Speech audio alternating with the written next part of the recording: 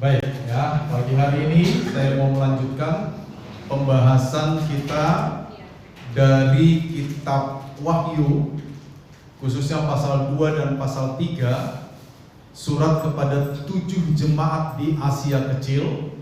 Dan pagi hari ini kita akan membahas surat kepada jemaat di Tiatira, saudara-saudara, di Tiatira. Ya. Mari kita buka Alkitab kita, Wahyu pasal 2 ayat 18 ayat 18 sampai 29. Wahyu pasal 2 ayat 18 sampai ayat 29, ya. Kita akan membaca bergantian, ya, yang perempuan ayat 18, yang laki-laki ayat 19. Begitu seterusnya. Oke? Baik, sudah ya. 1, 2, 3. Dan tuliskanlah kepada malaikat jemaat di Tiatira, inilah firman Anak Allah yang matanya bagaikan nyala api dan kakinya bagaikan tembaga. 1, 2, 3. Aku tahu segala pekerjaanmu, baik kasihmu maupun imanmu, baik pelayananmu maupun kekuatanmu. Aku tahu bahwa pekerjaanmu yang terakhir lebih banyak daripada yang pertama. Tetapi aku mencela engkau, karena engkau membiarkan wanita Isabel yang menyebut dirinya Nadia mengajar dan menyesatkan hamba-hambaku supaya berbuat zina dan menahan persembahan berhala. Ya, aku telah memberikan dia waktu untuk bertobat, tetapi ia tidak mau bertobat dari zinanya. Lihatlah, aku akan menempatkan dia di atas ranjang yang sakit, dan mereka yang berbuat zina dengan dia akan dilemparkan ke dalam kesukaran besar, jika mereka tidak bertobat dari perbuatan-perbuatan perempuan itu. Oke. Anak-anak yang akan kumatikan dan semua jemaat akan mengetahui bahwa akulah yang menguji batin dan hati orang, dan bahwa aku akan membalaskan kepada kamu setiap orang menurut perbuatannya. Tetapi kepada kamu, yaitu orang-orang lain di Tiatira yang tidak mengikuti ajaran itu dan yang tidak menyelidiki apa yang mereka sebut sebelum iblis, kepada kamu aku berkata, aku tidak mau menanggungkan beban lain kepadamu. Oke. Tapi apa yang ada padamu, peganglah itu sampai aku datang. Dan barang siapa menang dan melakukan pekerjaanku sampai kesudahannya, kepadanya akan kukaruniakan kuasa atas bangsa-bangsa. Dan ia akan memerintah mereka dengan tongkat besi. Mereka akan diremukkan seperti tembikar, sama seperti yang diterima dari Bapa. Dan kepadanya akan kukaruniakan bintang timur. Siapa bertelinga, hendaklah ia mendengarkan apa yang dikatakan Roh kepada jemaat-jemaatnya. Ya. Baik, saudara. Ya, tampaknya kalau pemilu yang perempuan menang ya, suaranya lebih kencang. Ya. Tapi nggak apa-apa. Ya. Nah, kita hari ini akan melihat bagaimana Kristus, ya, menyapa atau berbicara kepada jemaat di Tiatira.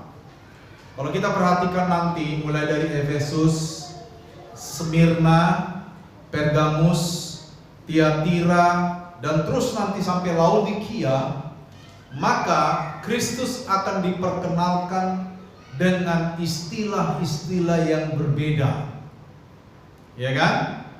Istilah-istilah yang berbeda. Ya, kalau kita lihat di Efesus, ya, Kristus diperkenalkan sebagai yang memegang ketujuh bintang. Kepada jemaat di Smyrna, Kristus diperkenalkan sebagai yang Alfa dan Omega. Kepada jemaat di Pergamus, Kristus diperkenalkan sebagai yang memegang pedang yang tajam, yang bermata dua.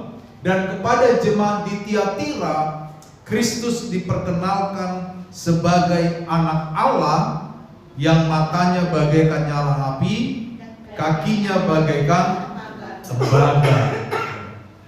Ya, jadi setiap kali Kristus diperkenalkan kepada sebuah jemaat, kepada suatu jemaat, maka kita harus tahu bahwa jemaat itu memerlukan gambaran Kristus yang seperti digambarkan. Ya, dan kita sudah membahas 3 gereja pertama, dan hari ini kita akan melihat Tiatira. Yang pertama, ya bisa ditampilkan next.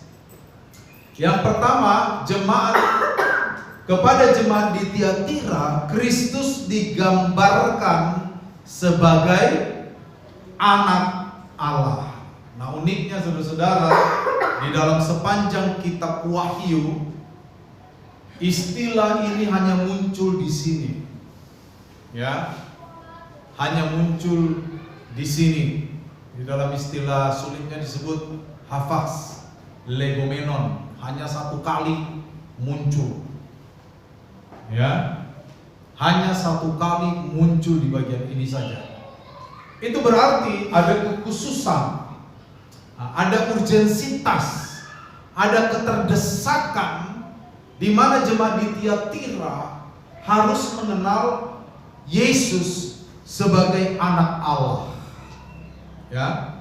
Nah, pada waktu itu saudara-saudara, kebetulan Tiatira ini bukan kota seperti kota-kota lain, ya. Di kota-kota lain penyembahan kuil-kuil itu begitu terasa. Tetapi walaupun demikian saudara-saudara, orang-orang di Tiatira itu menganggap bahwa Apolos, ya Apolos itu nama dewa Yunani. Ya. Apolos itu anaknya Zeus. Itu mereka menganggap sebagai Allah pada waktu itu. Selain itu juga saudara-saudara, di dalam konteks abad pertama, khususnya dalam konteks penjajahan orang Roma kepada orang Yahudi, ya, atau di semua jajahan-jajahan Roma, maka kaisar-kaisar Roma itu juga dianggap sebagai anak Allah. Bahkan mereka minta disebut sebagai Tuhan dan Allah, Dominus et Deus, Tuhan dan Allah. Makanya zaman dulu kaisar-kaisar Roma itu selalu dibuatkan patung besar, mulai dari Julius Caesar, ya, Kaisar Agustus, itu dibuatkan patung-patung. Salah satu tujuan pembuatan patung itu adalah agar orang-orang menghormati mereka sebagai anak Allah. Ya kan? Makanya waktu kita membahas jemaat di Smyrna kemarin, kita mengenal martir yang namanya Polikarpus. Ya, Polikarpus itu disuruh tunduk di hadapan patung kaisar, membakar dupa supaya dia tidak dihukum, ya kan? Tetapi kita mengetahui bahwa Polikarpus berkata, 86 tahun aku mengikut Kristus, tidak sekalipun Kristus mengecewakan aku, maka aku pun tidak akan mengecewakan dia. Polikarpus akhirnya mati, dibakar, saudara-saudara, sebagai martir di Smyrna. Ya. Nah, jadi saudara-saudara, pada masa itu baik dewa-dewi, lebih khusus Apolos, ya, maupun para kaisar-kaisar Roma itu dituntut penyembahan kepada mereka, dan status yang diminta adalah sebagai anak Allah. Jadi barang siapa waktu itu tidak tunduk kepada patung kaisar Roma, nasibnya sama dengan Polikarpus. Mereka akan dibunuh disiksa, dihadapkan kepada koloseum atau arena-arena di mana binatang buas akan memakan manusia, dan begitu banyak bentuk penyiksaan pada waktu itu terhadap orang yang memberontak kepada Roma, termasuk orang Kristen. Jadi saudara, ya, orang-orang di Tiatira pada waktu itu tunduk dan menyebut Kaisar Roma serta Apolos sebagai anak Allah. Lalu Kristus datang kepada gereja. Kristus tidak ingin gereja disesatkan. Kristus tidak ingin gereja dibutakan oleh ketakutan terhadap penguasa. Kristus tidak ingin gereja mengikuti apa maunya penguasa, sementara kemauan penguasa itu bertentangan dengan firman Allah. Lalu Kristus datang dengan sebutan, tuliskanlah kepada malaikat jemaat di Tiatira, inilah firman anak Allah. Orang-orang di Tiatira itu dipaksa mengaku Kaisar Roma adalah anak Allah. Mereka dipaksa menyembah patung-patung Kaisar Roma. Mereka dipaksa untuk sujud, tunduk, membakar dupa di hadapan patung-patung Kaisar Roma. Mereka dipaksa mengakui Apollo sebagai anak Allah. Tetapi Kristus berkata, anak Allah yang sebenarnya, anak Allah yang sejati adalah Kristus itu sendiri. Nah, pernyataan Kristus ini tentu saja memiliki konsekuensi, memiliki dampak. Karena kalau jemaat di Tiatira, di mana penduduk di Tiatira itu sujud, membakar dupa di hadapan patung kaisar, sementara kalau jemaat di Tiatira tidak melakukannya, maka ada konsekuensi yang harus mereka terima. Apa konsekuensinya, saudara? Mereka akan menghadapi penghukuman fisik. Mereka akan didakwa sampai mereka mati, saudara. Disinilah tensi atau ketegangan yang tampil di dalam bagian ini, saudara. Ya, kira-kira peristiwa ini agak mirip atau bisa kita samakan dengan peristiwa Sadrak, Mesak, dan Abednego. Ketika Nebukadnezar membuat patung yang begitu besar, lalu dikatakan di dalam kitab Daniel pasal 3, sementara seruling, terompet, semua jenis bunyi-bunyian dibunyikan, maka seluruh negeri, ya, di bawah pemerintahan Nebukadnezar harus sujud, tunduk kepada patung Nebukadnezar. Dan ada 3 orang, sebenarnya 4 orang, satunya Daniel tentu kan, cuman Daniel nggak direcord di sana. Ada 3 orang yang ditulis oleh kitab Daniel sebagai orang yang tidak mau sujud. Dan hukumannya apa, saudara? Mereka dijatuhi hukuman mati dengan cara dibakar. Tapi pada peristiwa itu Tuhan menolong mereka sehingga mereka tidak mati waktu dimasukkan ke dalam perapian yang menyala-nyala. Ya, tetapi kita tidak boleh salah mengerti dengan itu. Jangan nanti kita bilang Sadrak, Mesak, dan Abednego waktu dihukum dibakar, apinya tidak mempan, maka saya juga tidak mempan dibakar.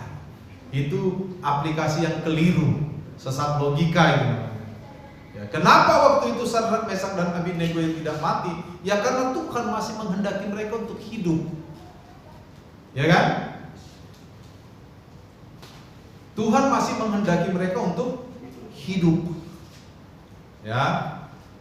Yang mau ditampilkan dalam kisah Sadrak, Mesak, dan Abednego adalah bagaimana Sadrak, Mesak, dan Abednego menjawab penguasa. Apa yang dijawab pada waktu itu? Ya Tuanku Raja, sekalipun Allah yang kami sembah tidak menolong kami. Saudara ingat? Ya, sekalipun Allah yang kami sembah tidak menolong kami, ketahuilah ya Tuanku Raja, kami tidak akan sujud menyembah patung yang Tuanku dirikan itu. Jadi Sadrak, Mesak, dan Abednego tidak punya pemikiran teologi yang keliru. Ya, hari ini banyak sekali anak-anak Tuhan keliru teologinya tentang hal-hal seperti ini. adalah bukan soal apakah mereka tetap hidup atau mati, karena Sadrak, Mesak dan Abednego berkata, sekalipun kami mati, sekalipun Tuhan yang kami sembah tidak menolong kami dari perapian ini, maka tetap mereka tidak akan menyembah patung yang didirikan oleh Nebukadnezar. Dan satu istilah yang pernah saya sampaikan tentang ini, inilah yang disebut iman yang telah menjadi perisai. Kalau saudara lihat di Efesus pasal 6, iman sebagai perisai. Tidak semua iman kokoh, saudara-saudara, betul?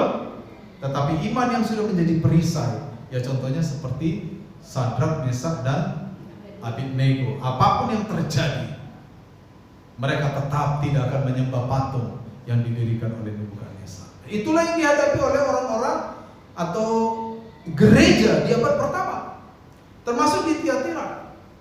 Jadi kalau mereka tidak menyembah Apollo, tidak menyembah patung Kaisar Roma sebagai anak Allah, mereka harus mau menghadapi konsekuensi itu. Tetapi Yesus menyampaikan satu hal mengikuti sebutan anak Allah itu. Apa, saudara? Dikatakan inilah firman anak Allah yang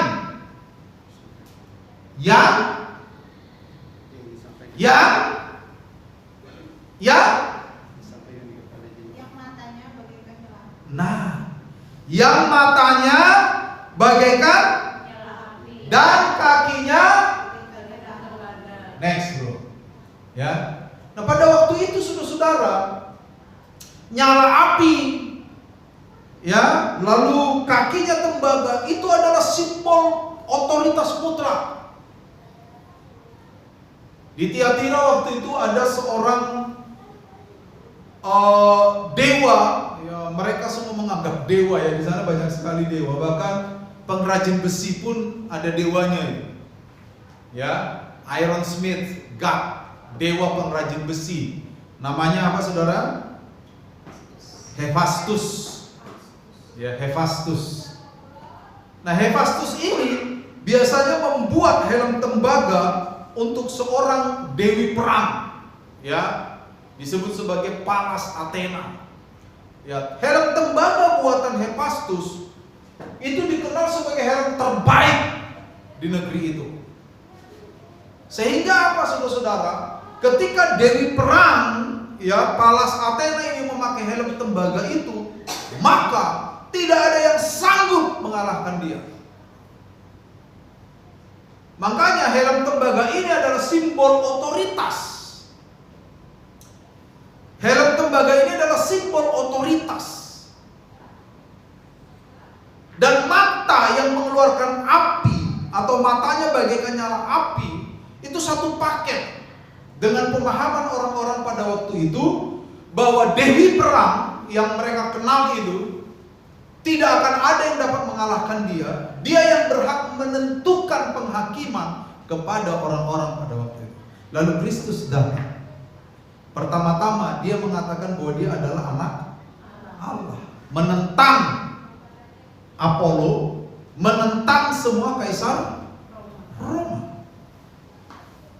Anak Allah yang benar itu adalah aku, kira-kira Kristus berkata seperti itu. Lalu apa buktinya? Kristus berkata, mataku bagaikan nyala api, lalu kakiku bagaikan tembaga. Ya, Kristus sedang mengambil pemahaman orang-orang di Tiatira yang menganggap dewi perang adalah penghakim terbaik, yang menganggap dewi perang tidak mungkin dapat dikalahkan, yang memakai helm tembaga buatan Hephaestus. Dan kalau dia memakai helm tembaga itu, maka tidak ada yang dapat melawannya. Lalu Kristus berkata, sebenarnya dewi perang yang kamu kenal itu tidak ada bandingnya dibanding dengan aku. Akulah anak Allah, bukan Kaisar Roma, bukan Apollo. Bahkan akulah yang matanya bagaikan nyala api dan kakinya bagaikan tembaga, bukan dewi perangmu. Ya. Karena dewi perangmu yang kamu sembah itu, ya, adalah makhluk-makhluk sementara. Sementara aku adalah Alfa dan Omega. Dan sebenarnya, ya, tidak hanya di ayat ini aja muncul gambaran tentang nyala api yang dimiliki oleh Kristus. Kita juga bisa melihat hal ini saudara-saudara. Next, itu di Wahyu 1 ayat 14 dan 15. Coba lihat Wahyu 1 ayat 14 dan 15. Salah seorang boleh membaca kepada kita. Kepala dan rambutnya putih bagaikan bulu yang putih peta, dan matanya bagaikan nyala api, dan kakinya mengilap bagaikan tembaga membara di dalam perapian. Suaranya bagaikan desau air bah. Ini gambaran Kristus. Memang pada masa itu di seluruh Asia Kecil, ya, kaki bagaikan tembaga, matanya bagaikan nyala api, suaranya bagaikan desau air bah. Itu adalah gambaran-gambaran kekuasaan. Kristus sedang menentang pemahaman bahwa yang berkuasa adalah dewi perang. Kristus sedang menentang pemahaman bahwa yang layak disembah itu adalah Apollo. Kristus sedang menentang pemahaman bahwa yang selain disebut anak Allah adalah Kaisar Roma. Bukan. Satu-satunya anak Allah yang kekal adalah Kristus. Satu-satunya yang berkuasa, yang matanya bagaikan nyala api dan kakinya bagaikan tembaga adalah Kristus. Nah, untuk menerima ini perlu pengorbanan. Betul saudara? Pengorbanannya apa? Yaitu tadi, ketika masa itu ada orang yang tidak tunduk kepada aturan-aturan negara Roma, maka mereka akan dibawa kepada pembantaian. Inilah konsekuensinya. Tetapi sekali lagi firman yang disampaikan oleh Kristus sebelum-sebelumnya mengatakan bahwa sekalipun mereka menderita, mereka tahu bahwa yang mereka sembah adalah Allah yang kekal, Allah yang sudah ada, Allah yang sedang ada, Allah yang akan terus ada. Ya. Nah, pesan ini saudara-saudara, pesan ini tidak mudah untuk ditangkap atau diterima oleh orang pada masa itu. Saya mau tanya saudara, apakah pesan-pesan seperti ini mudah saudara terima? Mudah? Apabila kita menyembah Yesus sebagai Tuhan dan sebagai konsekuensinya, sebagai dampaknya kita akan menderita, apakah itu mudah untuk kita kerjakan? Jangankan mati, betul nggak? Menderita, ya kan?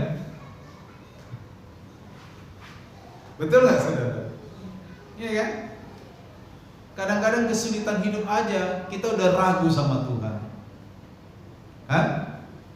Kesulitan hidup kita sudah curiga sama Tuhan. Jangan-jangan Tuhan tidak mendengarkan doaku. Jangan-jangan Tuhan berlaku tidak adil. Jangan-jangan Tuhan tidak mau membantu aku. Kita kadang curiga sama Tuhan.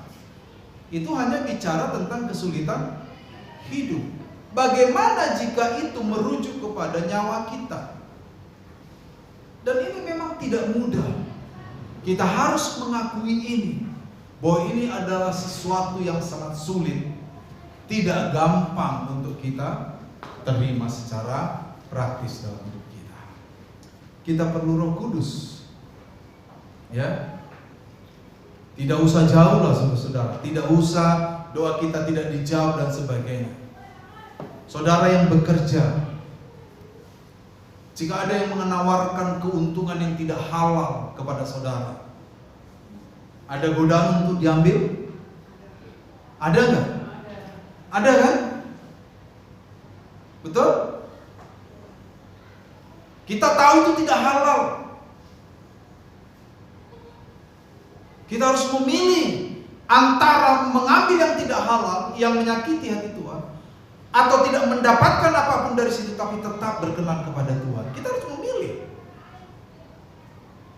Itu satu kondisi tarik menarik yang tidak mudah, betul?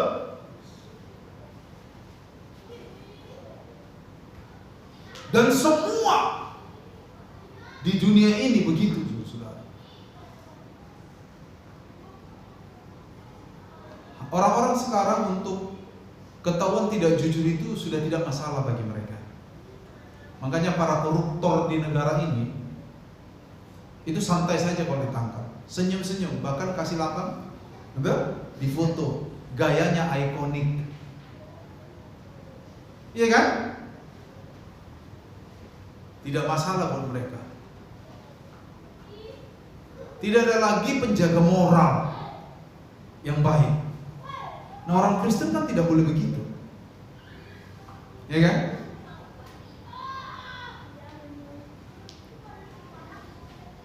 Sekarang yang lagi rame itu saudara-saudara, yang lagi rame, salah satu isu yang lagi rame itu adalah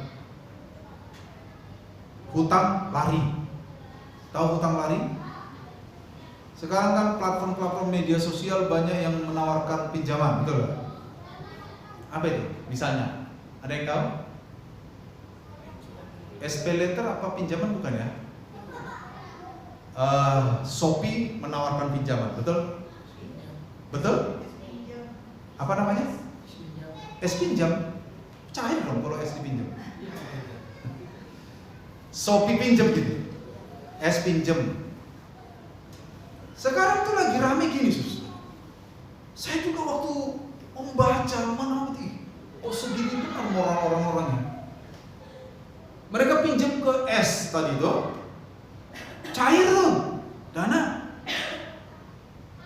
Mereka nggak mau bayar, nomor HP-nya dinonaktifkan, ya kan?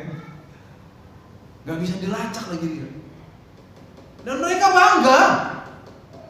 bangga mereka itu melakukan itu. Bahkan diajari temennya, kalau kamu mau pinjam aja caranya gini.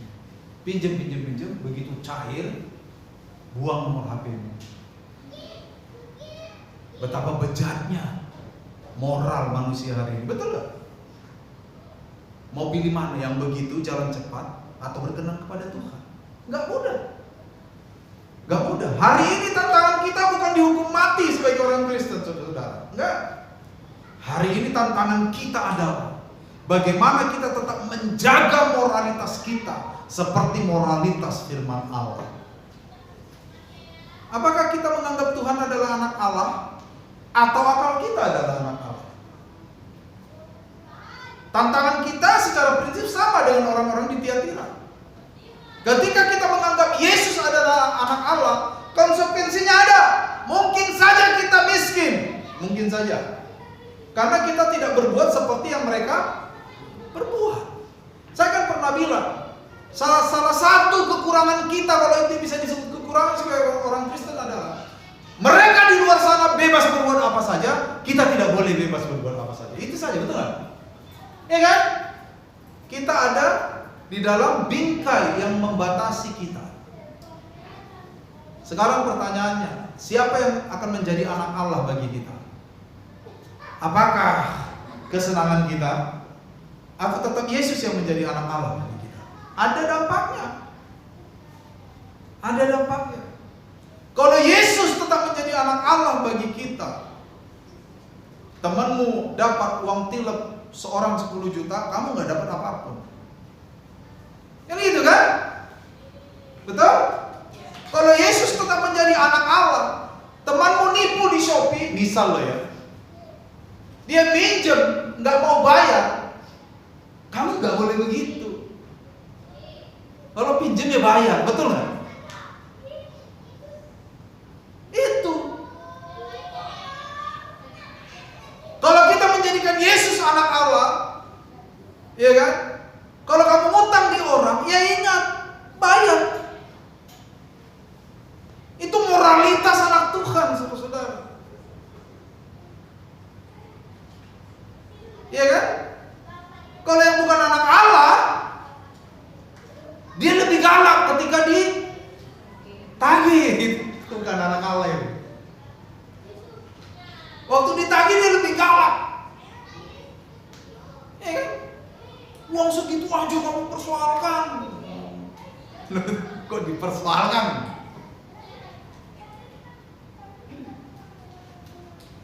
Sekarang kita nggak menghadapi hukuman mati seperti jemaat di Tiatira. Kita menghadapi yang namanya tantangan moralitas. Mau tetap menjadikan Yesus sebagai anak Allah atau tidak? Kalau saya mau menjadikan Yesus anak Allah tetap di dalam diri saya, saya harus membangun moralitas saya seperti yang diajarkan firman Allah. Moralitas dan budaya firman Allah. Itu saudara-saudara. Berat.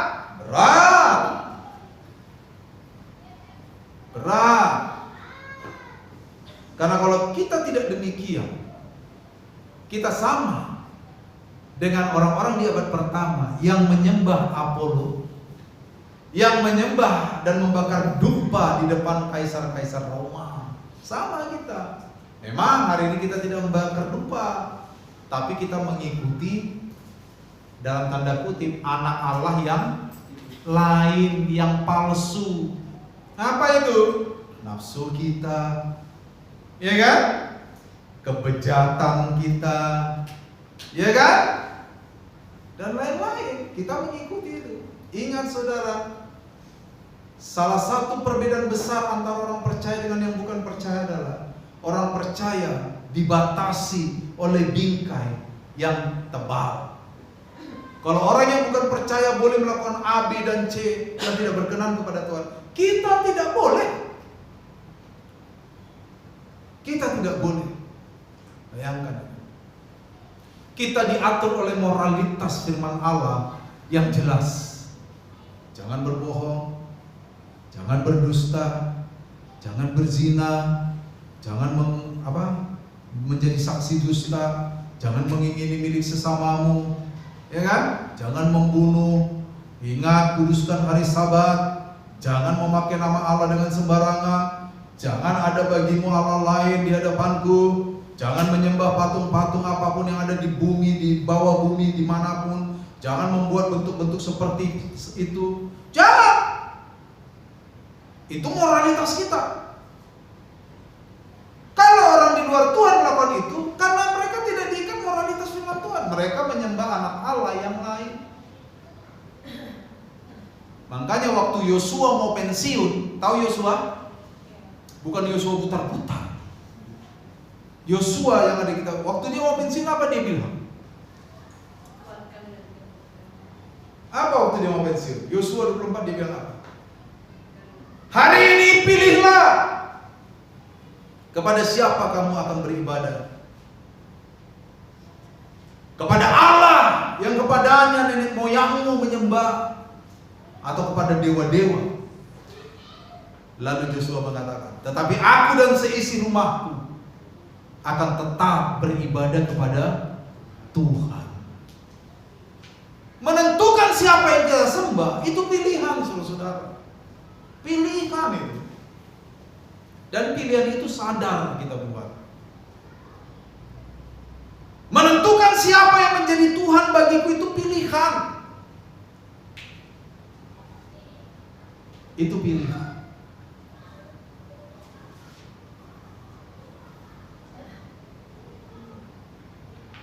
Amin. Nah itu dia. Sama seperti orang-orang di abad pertama. Kalau mereka mau menyembah Apollo, kalau mereka mau menyembah kaisar, itu pilihan. Apakah ada orang percaya yang menyembah kaisar? Pasti ada. Jangankan itu, di antara 12 murid Kristus saja ada Yudas Iskariot. Betul? Ada Yudas Iskariot.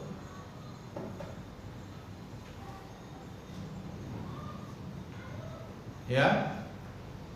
Jadi saudara, sekali lagi Yesus menawarkan diri bahwa akulah anak Allah yang benar dan di tanganku lah ada penghakiman. Kenapa? Mataku bagaikan nyala api, kakiku bagaikan tembaga. Akulah penghakim sejati. Tapi ingat, kalau hatimu keras, ya kamu tetap bisa memilih untuk beribadah kepada Apollo, untuk menyembah atau membakar dupa di depan patung-patung kaisar. Makanya nanti muncul seorang wanita yang bernama Isabel. Kita lanjutkan next. Ya. Di ayat 19 Tuhan memuji mereka. Ya, di ayat 19. Aku tahu segala pekerjaanmu, kasihmu, imanmu, pelayananmu, ketabahanmu. Aku tahu pekerjaan yang terakhir. lebih banyak dari yang pertama. Ya. Mereka juga giat bekerja, tetapi ingat, sementara mereka giat bekerja di dalam Tuhan, ini tadi yang saya barusan bilang, di ayat 20 dikatakan apa saudara? Meskipun demikian, aku mencela engkau, karena engkau membiarkan wanita Isabel yang menyebut dirinya nabiya mengajar dan menyesatkan hamba-hambaku supaya berzina dan makan persembahan-persembahan bagi berhala. Aku telah memberi dia waktu untuk bertobat. Ya, waktu untuk bertobat. Tetapi ia tidak mau bertobat dari zinanya. Lihat, aku akan melemparkan dia ke atas ranjang orang sakit, dan mereka yang berzina dengan dia akan kulemparkan ke dalam kesukaran besar, jika mereka tidak bertobat dari perbuatan-perbuatan perempuan itu. Anak-anaknya pun akan kubunuh, dan semua jemaat akan mengetahui bahwa akulah yang menguji pikiran dan hati orang, dan bahwa aku akan membalaskan kepada kamu masing-masing menurut perbuatan. Ada Isabel di sana. Ya. Next. Kita akan pahami Isabel. Tiatira itu adalah kota yang sedang berkembang. Saat surat tulis Yohanes, Tiatira sedang mengalami perkembangan, khususnya di dalam perdagangan. Ya, dulu setiap produk dagang itu selalu punya perserikatan. Misalnya nih, Perserikatan Pedagang Telur Ayam Buras. Ya. Perserikatan Pedagang Penjual Sapu Lidi Panjang dan Pendek. Itu selalu ada perserikatannya. Namanya waktu itu adalah Gilda. Ya. Bahan-bahan yang dijual waktu itu kain wol, kain linen, jubah luar, kain celup, kain ungu, pengrajin kulit, penjunang, tukang roti, penyalur budak, pandai besi. Zaman dulu kan budak-budak dijual di pasar kan. Ya. Jadi next, setiap serikat dagang ini biasanya memiliki ritual makan di kuil. Ya, jadi mereka punya ritual di kuil. Jadi kalau saudara tergabung dalam serikat dagang penjual telur ayam kampung, jadi saudara rutin harus pergi ke kuil. Ngapain di kuil? Yang menyembah kepada Apollo, menyembah kepada dewa-dewi yang ada di sana. Lalu di sana mereka memberikan korban. Lalu mereka makan daging yang sudah lebih dahulu dipersembahkan kepada korban. Lalu ditambah lagi, biasanya mereka mabuk karena penyembahan kepada dewa-dewi selalu ditandai dengan mabuk dan pesta pora. Dan tidak hanya itu, mereka melakukan perbuatan-perbuatan asusila. Makanya konteks perjanjian baru di abad pertama itu adalah wilayah yang sangat bobrok moralnya, saudara-saudara. Jadi saudara bayangkan, ya, saudara bayangkan ada anggota gereja yang kerjanya dagang, lalu dia tergabung di perserikatan yang namanya Gilda tadi. Nah, supaya dia boleh tetap menjadi anggota perserikatan dagang itu, dia harus ikut kemana? Ke kuil. Dia harus ikut nyembah dewa-dewi. Dia harus ikut memberikan korban. Dia harus ikut mabuk. Dia harus ikut bertindak asusila. Saudara bayangkan, kira-kira ini berkenaan nggak dengan ajaran Kristus? Tentu tidak. Lalu kalau mereka nggak ikut, ya mereka dipecat dari perserikatan dagang itu. Makanya sekali lagi kalau kita nanti baca Wahyu pasal 13, ketika kita menemukan angka 666 di sana yang sudah sering kita bahas itu, mereka yang tidak mau memakai tanda itu katanya tidak boleh berdagang. Ya memang aturannya begitu. Mereka punya fakta. Fakta itu artinya perjanjian, fakta dagang.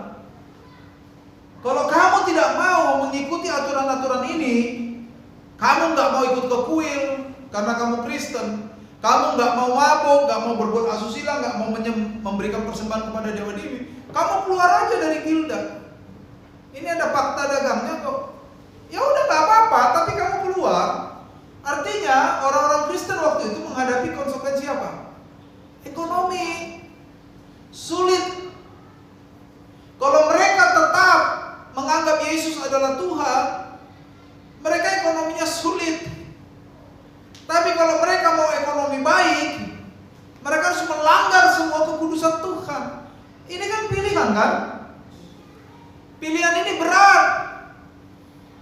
Kita nggak bisa bilang ini gampang. Nggak dagang, nggak makan. Emang enak nggak makan? Nggak sarapan aja sakit, betul nggak? Iya kan? Tadi yang nggak sarapan di sini siapa? Ah, masa tahu semua. Saudara kadang-kadang lebih tahu dari dukun. Ditanya semua itu loh. Emang tadi tanya Pak Heru udah sarapan belum? Udah tanya. Udah tanya Pak Heru.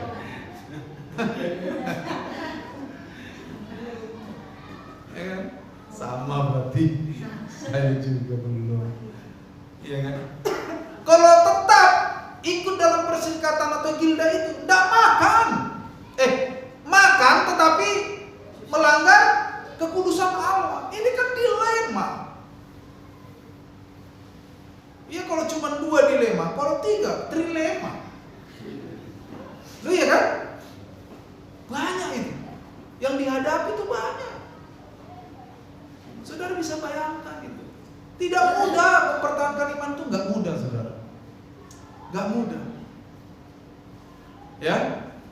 Makanya saya ngajarin ini sama saudara. Saya nggak pengen saudara dengar khotbah yang enak-enak saja.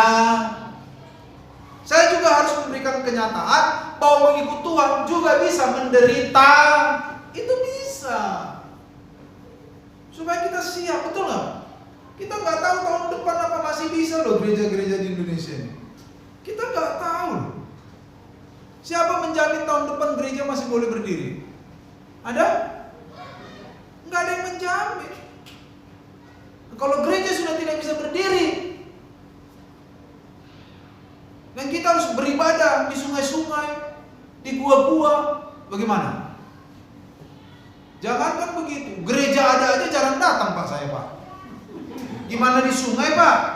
Sungai mana dulu nih? Semongkat? Jauh Pak. Loh iya kan? Itu fakta saudara. Fakta ya. Iya kan? Kenapa enggak gereja Pak? Jempol kakiku terinjak terempas selop sendal bambu. Ya, ada lagunya itu kan? Oh apa jadinya? Jempol kaki terinjak selop aja nggak ke gereja. Ayo. Kita tidak tahu saudara-saudara apa yang terjadi kepada gereja Tuhan di dunia ini nanti. Makanya gereja itu tidak kekal, betul? Gereja itu nggak kekal. Coba lihat sekarang di negara-negara Eropa, memang mereka nggak dianiaya, tapi gambaran gereja tidak kekal ada di sana. Salah satu gereja yang sangat besar dulu di Turki, namanya Hagia Sophia, betul? Sekarang jadi apa itu gereja? Hah? Jadi masjid.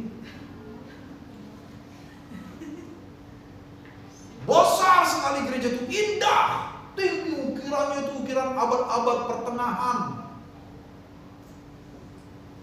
Tahu artinya Hagia Sophia? Kalau saya tidak salah itu hikmat yang kudus. Sekarang jadi masjid saudara gereja itu. Masih dipertahankan tuh gambar-gambar relief Kristen, nggak dibuang sama mereka. Karena mereka lihat bagus juga, sayang juga nih kalau dibuang. Lo benar, coba nanti searching di Google Hagia Sophia. Sekarang di Jerman banyak gereja tutup jadi restoran, padahal bagus-bagus. Itu menandakan menandakan gereja tidak kekal.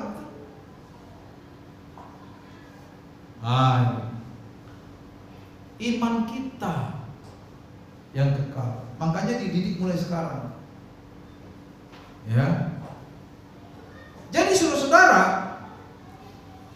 kalau mereka tetap ada di Gilgal itu,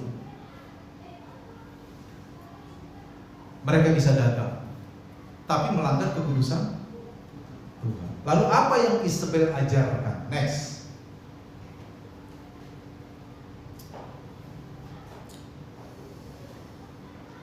Ya. Isabel ini adalah spirit. Sebenarnya kan Isabel ini nama istri dari Raja Ahab di Perjanjian Lama. Tapi spiritnya terbawa sama dengan Bileam. Bileam kan itu tokoh Perjanjian Lama di kitab Bilangan. Spiritnya terbawa. Isabel ini spirit sebenarnya, bukan tokoh manusia pada waktu itu. Di zaman gereja mula-mula, Isabel ini menjadi spirit, sebuah roh. Apa yang diajarkan oleh perempuan yang disebut Isabel ini, saudara? Sebenarnya ini bukan perempuan juga. Ini mungkin sekelompok orang. Tapi karena di Perjanjian Lama Isabel itu perempuan, maka di situ disebut perempuan Isabel. Dia bukan tokoh satu orang, tidak. Saya menduga tokoh yang disebut Isabel di jemaat Tiatira ini adalah sekelompok orang dalam gereja. Jadi penyesatan itu datang dari mana? Gereja. Apa yang diajarkan kelompok ini, saudara? Mungkin orang datang, bagaimana dengan kami? Kami kan juga berdagang. Kalau kami nggak dagang, kami nggak makan. Padahal kalau kami tetap dagang, sama-sama di dalam perserikatan yang disebut Gilda ini, kami melanggar kekudusan Tuhan. Isabel bilangnya gini, oh enggak apa-apa. Enggak apa-apa. Ini kan demi keberlangsungan hidup kita. Jadi ya kalau gereja saja. Hidup kudusnya di gereja saja. Kalau di luar itu udah beda cerita. Kan kita masih manusia. Ya kan? Kita kan masih butuh makan. Karena kita butuh makan, ya enggak apa-apa, ikuti aja. Ya, beribadah aja kepada dewa-dewa, tidak ada masalah lah. Kasih korban aja, nggak masalah. Mabuk aja, tidak masalah. Toh banyak lagu yang mendukung. Ya, berbuat asusila saja tidak masalah, kata Isabel. Nanti kalau di gereja, ya kudus lagi, sembah Tuhan lagi. Tapi kalau di dunia dagang, ya apa yang mereka minta, ladenilah. Soalnya itu kita semua kan butuh makan ya. Kira-kira nasihat Isabel itu seperti itu. Toh semua orang juga melakukan, ya kan? Toh semua orang juga sogok itu polisi, sogok aja. Toh semua orang juga ya nipu-nipu lah dikit-dikit. Nipu aja dikit-dikit. Toh semua orang juga jadi lagu itu. Toh semua orang juga melakukan. Nggak apa-apa lah. Tapi nanti kalau gereja kasih yang banyak persembahanmu, karena nasimu banyak itu. Nanti di dalam gereja nyanyi sungguh-sungguh. Di dalam gereja kamu hidup kudus. Kalau di luar gereja ya udah beda cerita lah. Tuhan juga tahu kok. Lalu kutip lagu Allah mengerti, Allah peduli. Iya kan? Begitu Isabel mengajarkan jemaat itu. Begitu Isabel mempengaruhi jemaat itu.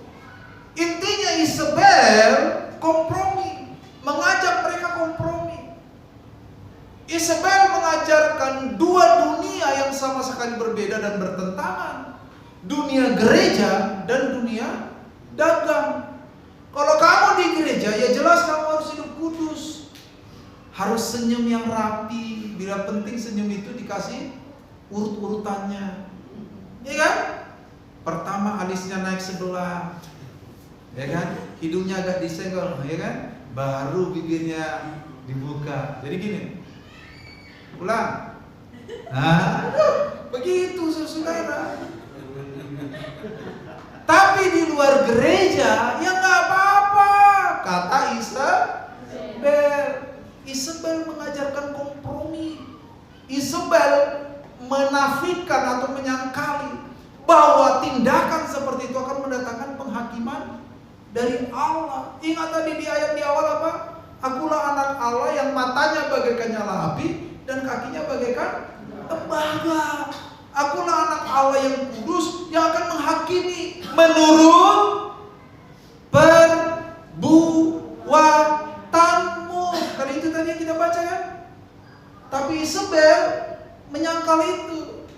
Dia mempengaruhi jemaat. Dan kabar buruknya, banyak jemaat yang terpengaruh dengan ajaran Isabel. Makanya dikatakan ya, ayat 20, aku mencela engkau karena engkau membiarkan wanita Isabel mengajar, menyesatkan hamba-hambaku.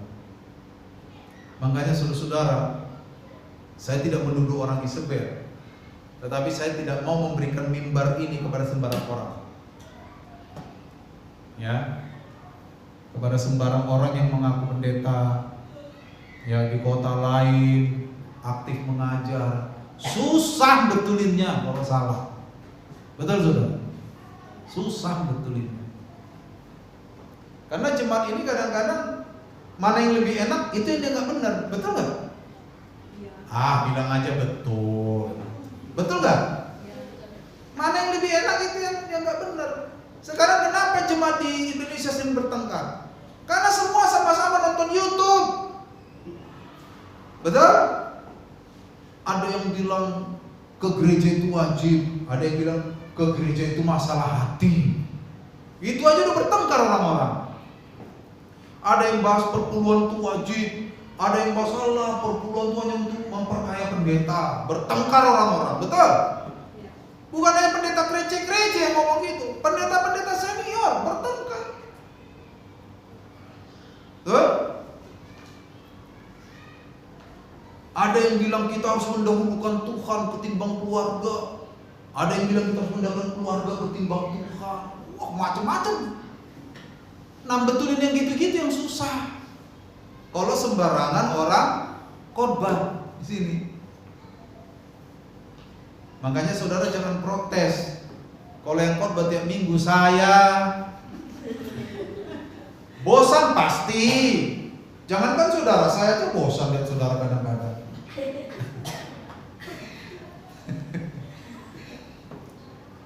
Yang itu tadi belakangan tuh bercanda. Iya kan? Wah, gereja aku tuh jarang betul undang pendeta. Pak Sam aja yang khotbah. Udah khotbah sejam lebih. Bosan betul saya. Udah khotbahnya ngebur-ngebur orang. Jengkel saya. Iya kan? Boya khotbah tuh yang adem dikit. Iya kan? Boya ngomong tuh Tuhan memberkati Anda. Iya kan? Sambil senyum. Ini dosa aja yang dikorek, neraka aja yang diomongin. Kayak nggak ada surga. Saudara-saudara, Isabel ini ditegur, jemaat di Tiatira ditegur karena biarkan Isabel khotbah itu di mimbarnya. Nah, Isabel khotbah, ya begitu, kompromi, ya kan? Supaya orang kaya ini tetap datang ke gereja ini, janganlah singgung-singgung soal dagang yang nggak jujur kan. Nanti dia tersinggung, dia nggak ke gereja lagi dia. Justru kalau ada pedagang kaya di gereja kita, harus kita ajari bagaimana berdagang dengan baik, betul? Supaya dia jadi berkat. Itu kan potensi, iya kan? Supaya dia jadi berkat dong. Nah, kalau dia nanti jadi pedagang kaya, nggak jadi berkat, dia menganggap dia bisa berbuat apapun dengan uangnya. Oh, selesai gereja. Selesai gereja. Itu mungkin yang membuat gereja kita hampir nggak ada yang kaya. Ya, saudara-saudara, jangan kita menyangkali adanya penghukuman Allah atas perbuatan kita, seperti yang diajarkan oleh Isabel, saudara. Kita harus selalu sadar, kita harus membangun diri kita untuk ada pada tingkatan kesadaran yang tinggi, di mana kita selalu berkata, Tuhan, kalau aku salah tegur. Harus begitu, saudara. Roh Kudus, kalau aku salah ingatkan terus, ingatkan. Begitu, saudara. Supaya apa? Hidup kita terjaga dengan baik. Jangan korbankan hidup yang selama-lamanya nanti di surga dengan kepuasan dan kesenangan yang hanya sesaat di bumi ini. Jangan. Bumi ini hanya tempat persinggahan. Ya. Orang Malaysia punya pepatah, urip iku. Loh.